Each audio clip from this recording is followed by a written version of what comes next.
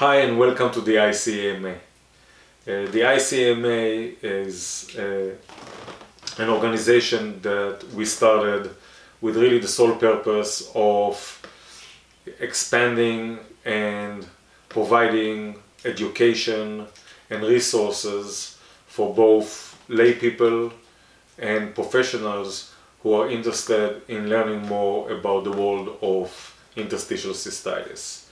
When we started many years ago, nobody really knew what this disease was. Nobody even knew it existed, and most patients kind of came up against walls and judgment and criticism and a lot of misinformation that really led them to places of really no hope and no way out.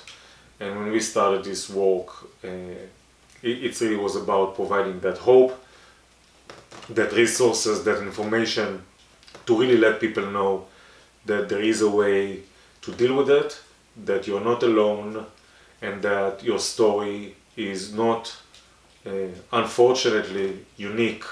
We hear that story, it's really the same story all the time. When I talk to new patients, I tell them that unfortunately their story is just the same as the last story, just with a different person, but it's really the same journey.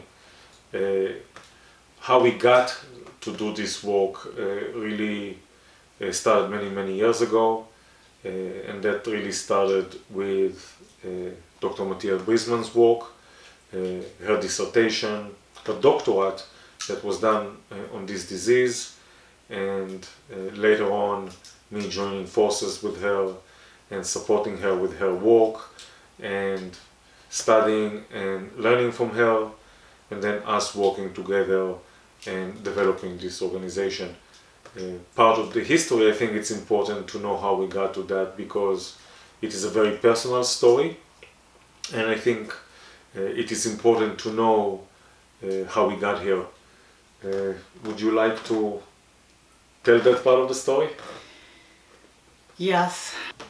Well, we've been practicing in the clinic for approximately 21 years now, and we are husband and wife, for anyone who doesn't know us, and we met in school, in Chinese medical school, and we started practicing together once we graduated. So we've been, I started practicing interstitial cystitis when we graduated, and shortly after I finished, I went back to school and finished my PhD. My thesis was on the subject of an integrative model for interstitial cystitis using Chinese medicine with a combination of Chinese medical philosophy and Western anatomy physiology. We've been practicing in the clinic for approximately 21 years. It all began a very long time ago, before I had any concept of anything in the human body, not knowing anything about medicine, not knowing anything about anatomy and physiology. I was a young girl who was on a very different road in my life and became suddenly ill, or what seemed sudden, because when you get sick with any kind of chronic illness, you don't know it's going to be chronic when it first happens, and typically it didn't just happen, it had been culminating for many years prior to when it first showed itself. And I had to have a life-saving surgery with Western medical intervention, because it was surgery. And thank goodness for that, because it saved my life. Another 100 years ago, I probably would not have survived and would have died very young. So I am very grateful to the world of Western medicine, and very much believe in Western medicine in general.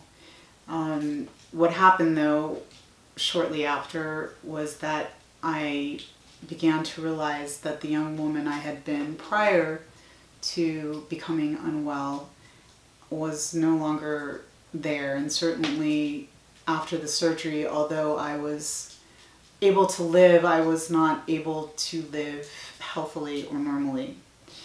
That began my quest to start reaching and searching for answers. And of course, my first go of it was with medical doctors. And I saw one, and I saw another, and I saw another, and 1 month turned into 2 months, turned into 3 months, and ultimately it was quite a very long period of time when I began to realize that there probably wasn't going to be help for what was wrong with me. So I started picking up books. I picked up books on anatomy and physiology and started to understand what was going on inside of my own body. I won't go into the very long story. It's a very, very long story, but to cut it short for the purposes of this video, ultimately that quest, after a couple of years, led me to a book on Chinese medicine. I was still very unwell. I was in what should have been the height of my young life, going out with friends in my early 20s, having a good time and not even thinking about the human body in terms of illness. And that makes you grow up pretty quickly. So I needed to learn how I was going to survive, because I felt that I wasn't. I felt that I felt again that I would die because I felt so unwell and really didn't want to participate in life. And the books on anatomy and physiology educated me very well. I read. That's all I did. And when I found the book on Chinese medicine, suddenly I started to realize, wow, there's this whole other paradigm out there that I had no idea about. And the philosophies that were described in this book, and it's a classic, you should read it if you're interested at all. It's called The Web That Has No Weaver. It's by Ted Kapchuk. It's become a classic in Chinese medicine, in the Chinese medicine world. So I just read this book and I soaked up the information, because it was this very alternate way of looking at the human body. And Chinese medicine, to be very short, in many ways likens the human body to the ecosystem around us. So we are an ecosystem within us, almost mirroring the ecosystem that we live in, and being affected by it. And of course, that's an extremely simplistic couple of sentences I'm giving you, but I think you get the point.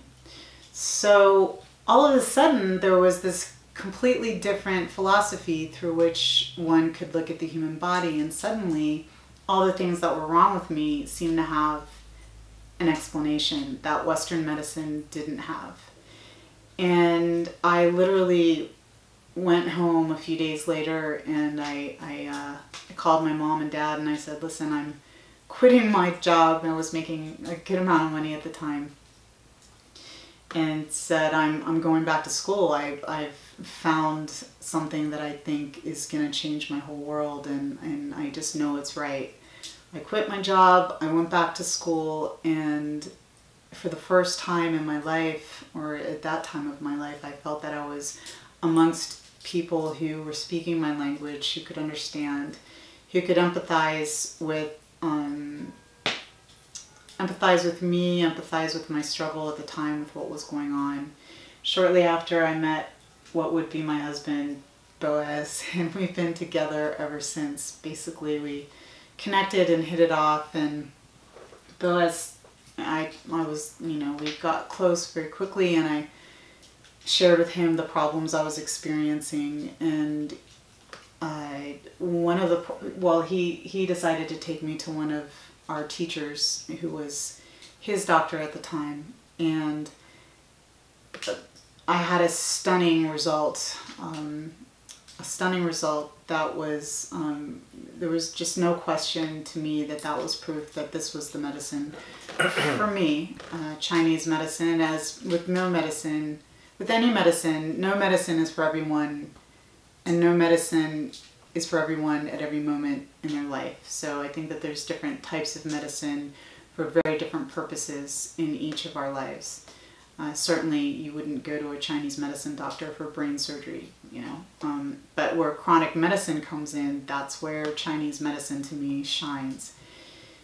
So we went through school together, and I was still on this quest to become healthy, even at a minimal level, because I was very much struggling.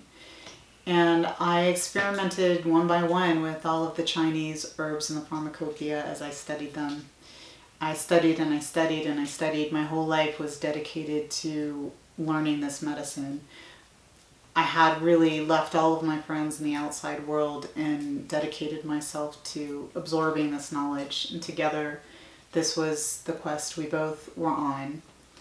We ended up graduating. We graduated at the very top of our class. And we opened up our clinic, which was Boma Med. And Boaz focused his work on, in a more general sense, and with an area of focus of the immune system, and specifically for a long time the lungs. He did magnificent work with helping people get off asthma medications and repair lung function. Patients that, one patient in particular we both know, who was only given, I think, 6 months to live, and she lived, 12 years after that, before she passed away as an old woman. His work has been remarkable. And as we practiced together, my work was solely in interstitial cystitis. Having come from a situation where my problems stemmed from a congenital problem with my kidneys and having a life-saving kidney surgery, I was very interested in kidney issues, and ultimately through that experience, IC, realizing that I myself had IC at that time, on top of all of the other problems that I had going on, I started practicing solely on IC. I was also, as we started practicing, finishing my PhD on that subject, and became busier and busier and busier, which was great. It was wonderful, but there was a point at which I just realized I have to be able to have someone else come in and help me. I need someone working under me. I need to be able to teach someone else the system. And it needs to be someone I trust, who understands the way my brain works, and someone who can take this information and really honor it and try to take it to another level. Well, first of all, I had to even know that it was teachable, because up until that point it was very much in my head. It was in a dissertation form, but yet still imparting it to another human being is a completely different thing, and seeing if they can take the information and apply it to help other people. So Boaz came on with me, and I remember the day that you asked me if I would be willing to join you and walk through some of the information that you have developed, and can I incorporate it to one of the things that I've been working with and the work that I've been doing, and if I can come on board and help you support that work. And I remember thinking about it and us trying to figure out if that will be something that not only can be done, but it's something that I think that will be beneficial. Also working with women only, was mostly women. I mean, we do have some men, but working with so many women at the time, he wasn't sure. But he's been amazing. You've been amazing. I remember that we started working together, and I remember spending hours and hours and hours us discussing different cases and different ideas of pathology and etiology and consequences dealing with the immune system and inflammatory conditions and affected tissues, and some of the history and some of the medication or the different types of life experiences that people been through, from their lifestyle to their social behavior, drinking or diet. If we're talking about even chemical exposures, if we're talking about anything from your cleaning supplies to any other products or anything that you came in contact with, and how does that really impact the whole process and the whole dynamics with the immune system and the gut, and how does that then develop into I see as a branch of that underlying pathology. And I remember us, I guess still to this day, we sit for hours and discuss different ideas and points of views and trying to explain and come up with how does that really trigger certain reactions and responses in our system to then create certain processes that then lead to symptomology and what we will consider disease. As you said earlier, unless you fell down the stairs and picked something up, disease is a process, not an event. It's something that requires a chain of events that trigger certain reactions and certain responses, then manifest themselves in a certain way that then we then put it together and name it something or another. But anyway, going back, so yes, we started working together, we joined forces. So a big part of why we wanted to start doing these videos is that we had many patient requests for retreats repeatedly over the years, and we've spoken many times on where we're going to take this work. It's important work what we've been doing, and we feel that, and many people feel that it needs to be shared on a larger scale and documented. And so we felt that doing these videos would be a very helpful way to document this information, to share this information, to start to educate people more in the comfort of their own homes on what we feel, what our work has shown this condition is, and how they can begin to start helping themselves. And so this is the opening point, this is the opening day, this is our first time doing these videos. And we simply want to say this is where we came from, and this is our intention to go from here. We will be doing this for quite some time. We have a lot to say, a lot to talk about, a lot of years of work to cover, and a lot of information to impart to the people who want to hear it. So, I think a big part of, from what I've noticed for all these years with working with patients, is yes, it is very important for us to apply our knowledge and help people feel better and ease their suffering. But I think the biggest gift that I came to notice is really educating people as to how they got here, what it is that their lifestyle or consequences of certain actions that led them down this path, and for that education, what it is that can be done to not end up here, and how it is that they can help themselves prevent certain things from happening. So part of our intention with that is to educate as many people as we can, so they understand that, again, they're not alone, that they're not the only one, that there is a reason why they're here, that there is a path that happened that ended up in them experiencing what it is that they're experiencing. And if you understand that, then you also understand that there is a way out of it, that there is a way to change, that there is a way to not experience those symptoms, that there is a way out and there is a way to live normal life. And I think part of that education is important and what it is we're trying to do. So we look forward to next time. We hope you enjoyed this video and we'll see you next time.